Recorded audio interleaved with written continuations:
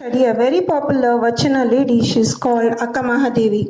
Akka Mahadevi, well known for Vachana movement in 12th century, and she was completely immense contribution to Vachana literature. She has immensely contributed to Vachana literature, where she was born and who are her parents. She was born in Udati or Shimoga district, that is in Karnataka. His father was called her father Nirmal Shetty and mother Sumati. Akka Mahadevi, she was completely immersed in Shiva Bhakti since from her childhood, and she claimed Channa Mallikarjuna himself to be her husband. And her parents forcibly they got married to her. Her parents forcibly got her married to King Kaushika and in service to Guru, but she was completely immersed to the contribution of Lord Shiva, Linga, Jagamaga, and she left the place of her husband and she stayed in a place called Anubhava Mantapa in Kalyana for few days. And after leaving Anubhava Mantapa, she wrote many vachanas and the pen name was called Channa Mallikarjuna. She was completely respected by all Shivasharanas, and after that she left the Kalyana and went to Sri Shaila towards where it was her last ending of her life, and she left her mortal body in the Kadali forest of Srishali. She is completely bhakti devotee to Lord Shiva. Now let us study about the next person called Purandara Dasa. Yes, bhakti cult, very popular for Kannada Dasa literature. Purandara Dasa was born in Purandaragada. His original name was Srinivasa Nayaka. His father was called Varadappa Nayaka and mother Leelavati. So his wife Lakshmi Bai, even she was a religious woman. And here Srinivasa Nayaka, that's father of Purandaradasa, he was Missa and atheist. In the sense here, Purandaradasa, he was completely literated towards the Kannada. Purandaradasa was completely literate to Kannada, and his father Srinivasa Nayaka was Missa and atheist. So Srinivasa Nayaka father was completely atheist in the sense he was not belonging to God and Misa. And later, what did he do? His father distributed all his wealth, the people, those who needed, and Purandaradasa spent his life in simple and thought of only God. So he left his place and keep on moving from one place to another place, singing kirtanas, and at last he reached a place called Krishna Devaraya Court. That means he came to south part of India, Vijayanagar dynasty. So there he visited to the Krishna Devaraya Court. There also, he started to give the singing on Kirtana, Vaishwaraya. So he gave him Diksha called Purandara. Diksha is nothing but gift. Later Purandaradasa became popular. He is a person to give a beautiful songs in Kannada, only towards God here. His combination is philosophy, that's completely devotee to God, religion, music quality in his songs, and he is known as Karnataka Sangeeta Pitamaha, father of Carnatic music. Who is called the father of Carnatic music?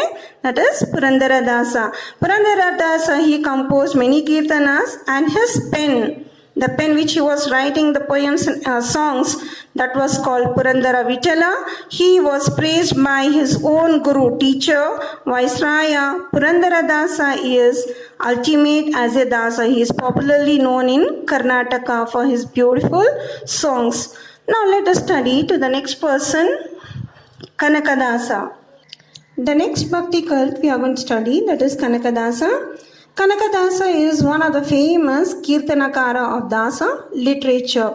He was born in 1508 CE at Bada village of Banakpura, Taluk in Haveri district, that's in Karnataka. And his original name was called Timmappa. Who were his parents? Berappa and Bachamma. Berappa, his father name, and Bachamma was his mother. And as he was in childhood, He was a great warrior and also a poet, O Kanakadasa. Later, he headed a group of, he was managing to the 78 villages, and it is said that he was completely a pot full of gold, and in the sense he is a person to give the helping for each and every person. He never said no, always ready to do helping for everyone in those times. So he was titled as Kanakanayaka, always giving a handful of money to each and everyone. And later, his follower, in the sense a disciple, Vaisaraya, he was a disciple of Kanakadasa, and Kanakadasa was a disciple of Vaisaraya, that is Purandaradasa. He was popularly known as Kanakadasa. Later, Kanakadasa composed many kirtanas, and his pen name was called Adikeshava. Adikeshava was his personal god, and he has criticized many superstitions of the, even he was very against the superstitious and caste.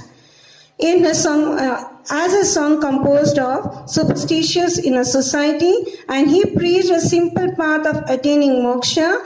He also criticized caste system in his song. So he gave a two importance when, as he was singing. One is to the caste and second is to the superstitious. Kanakadasa. So Kanakadasa Jayanti, every year of 3rd December, it's celebrated. And it is a government holiday, right? Yes, children? So here I think you heard about the small story of this Kanakadasa. Kanakadasa in Udupi, very popular. That's in Karnataka. As he for whom he was giving a more attention to the god, that is Lord Krishna. So as he visited to Udupi, one person, he gave each and everyone each banana to everyone, and he gave one task. You have to hide and eat in such a place that no one should see. Even he received one banana, and wherever he go, he couldn't eat that banana. And everyone came and said that, yes, I hide it near the rock, and so many people created. And this person came by holding the banana and said, I cannot eat this banana, I didn't get any praise. So that person asked, why? What's the reason? He said, wherever I go, my Lord is saying to me, He is watching to me. And he was shocked, where I can't see, that is Lord Krishna.